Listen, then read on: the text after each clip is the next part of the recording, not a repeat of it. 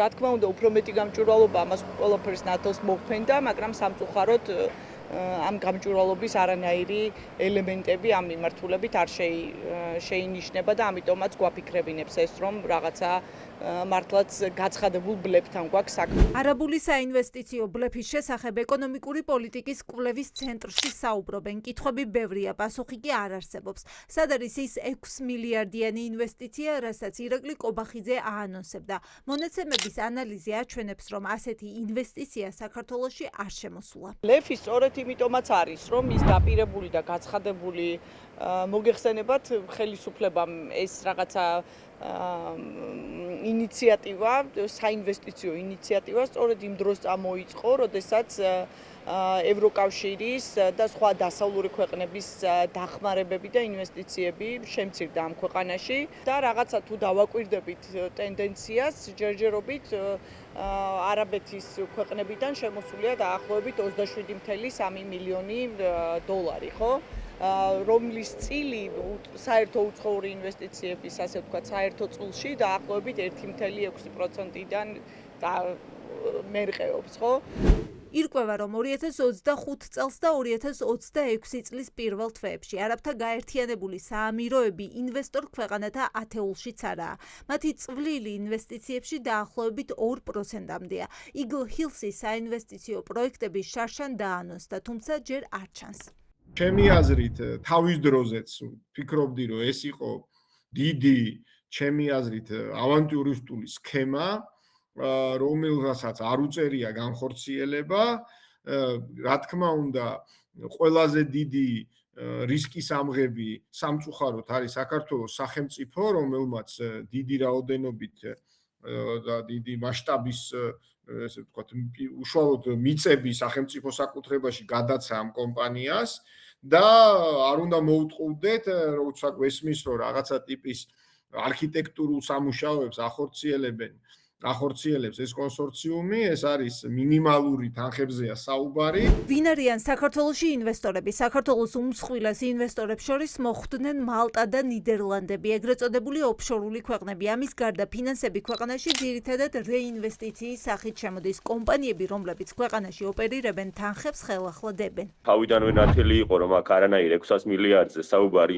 არ იყო, აქ იყო რაღაცა ტიპის ინვესტიციაზე საუბარი და საერთო ჯამში შემდგომში უკვე გაყიდული ბინებიდან ამ კომპლექსში გაყიდული ბინებიდან მიღებული შემოსავლით მოხდებოდა აი ამ კომპლექსის აშენება და საერთო ჯამში შესაძლებელია ეს კომპლექსის ღირებულება შესაძლებელია ყოფილიყო 6 მილიარდი. თუმცა ეს არ ნიშნავს იმას, რომ ამ 6 მილიარდს უცხოელი შემოიტანდა და სრულად საგარეო ინვესტიცია იქნებოდა. ეს თავიდანვე ნათელი იყო და სიმართლე რო გითხრათ, ჩემთვის მოულოდნელად ყოფილა ის, რომ თურმე არ შემოდის სამხელად თანხა ქვეყანაში.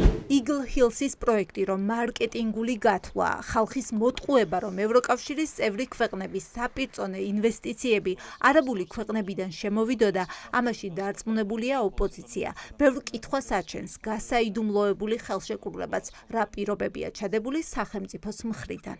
თითქმის 1 წელი გავიდა, რაც ანტიქართულმა ოცნებამ და მისმა ეგრეთ წოდებულმა პრემიერმა, რომელმაც პრომობიჭუნად არაბული სამშენებლო კომპანიის პრომობიჭუნად დაამახსოვრა საზოგადოებას თავი, ამ 1 წლის განმავლობაში ყველა პირობა დაირღვა. 6 მილიარდი ინვესტიციას პირდებოდნენ და არაფერი არ ჩანს. არაბული ინვესტიციები რეალურად არ არსებობს, ამიტომაც გაასაიდუმლოა ქართულმა ოცნებამ ხელშეკრულება, რომ დაემალა როგორ გაძარცვა რეალურად თქვენი სიმდიდრე. ეს ინვესტიცია ბლეფის ნიშნებს რო ატარებდა თავიდანვე ჩანდა, იმიტომ რომ ხელისუფლება მალავდა კონტრაქტს, რომელიც გააფორმა არაბულ მხარესთან კონკრეტული საინვესტიციო ვალდებულებებით და შესაბამისად უფლებების გადაცემით არაბული მხარისთვის.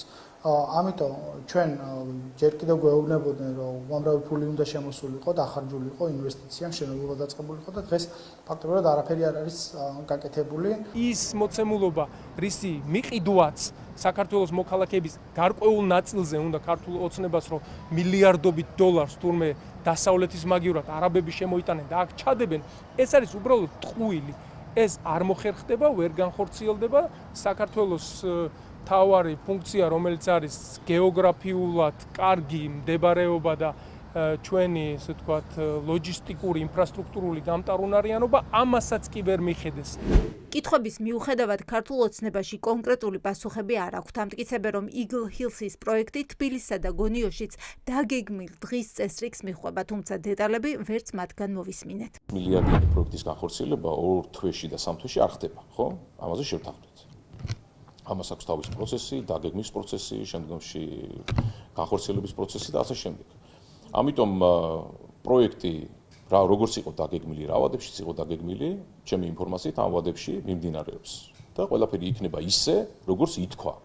ამაში მე სრულიად დარწმუნებული ვარ. ამიტომ ყველაფერი სხვა განცხადებები ამასთან დაკავშირებით არის ჩვეულებრივი სპეკულაცია. იმაზე საუბარი, რომ ეხა 2 და 3 თვეში ამხელა ინვესტიცია უნდა შემოსულიყო ქვეყანაში და არ შემოსულა, ეს უბრალოდ ან არაკომპეტენტურობა, ან საქმის შესაბამისად სწორად არ ცოდნა. ინვესტიცია განხორციელებული და მე რაც მაქვს ინფორმაცია, დაწყებულიცაა სამუშაოები, დაწყებულიცაა გაყიდვები, პროექტიც გაკეთებულია და შესაბამისად გრაფიკის მიხედვით რა ეტაპზეა Eagle Hills-ის პროექტი უცნობია. კობახიძისვე ინფორმაციით ბინების წინასწარი გაყიდვები უკვე დაწყებულია.